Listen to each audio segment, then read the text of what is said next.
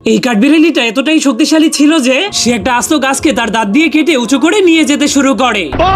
কিন্তু এটা তো ছোট্ট একটা গাছের টুকরো। এরপর সবগুলো কাঠবিড়ালি তাদের স্পেশাল টেকনিক ব্যবহার করে গাছ কাটছিল আর সেই গাছগুলো দিয়ে একটা বাঁধ তৈরি করছিল। আর তাদের রাজা দাঁড়িয়ে দাঁড়িয়ে শুধুমাত্র তাদেরকে কাজ করার জন্য উৎসাহ দিচ্ছিল। आज कमाएगा तो कल बैठकर खाएगा। কিন্তু একটা কামচোর কাঠবিড়ালি লুকিয়ে লুকিয়ে ঘুমাচ্ছিল। मैं बैठा हूँ किस्मत के भरोसे। এই জন্য রাজা এসে তাকে चल चल उठो। জোর করে কাজ করানোর জন্য নিয়ে যায় আর করাত দিয়ে তাকে গাছ কাটাতে শুরু করে দেয়। কিন্তু সেই শালা এখানেও ঘুমিয়ে পড়ে। डरने से क्या फायदा है। शर्म है कुछ। এই জন্য রাজা তার উপর অনেক রেগে তাকে মারতে মারতে তার ঘুম গায়েব করে দেয়। যার কারণে সেই বোকা কাঠবিড়ালি অনেক রেগে ঝুড়ি থেকে একটা রুটি নিয়ে ঘর ছেড়ে পালিয়ে যায়। কিন্তু সে অনেক বুদ্ধিমান হওয়ার কারণে আবারও ঘরে ফিরে যাওয়ার জন্য রাস্তার মধ্যে রুটি ফেলে ফেলে চিহ্ন দিতে শুরু করে দেয়। কিন্তু তার পিছন থেকে কয়েকটা পাখি সেই রুটিগুলোকে খেতে খেতে আসছিল। এরপর পাখিগুলো তার লেজের উপরে বসে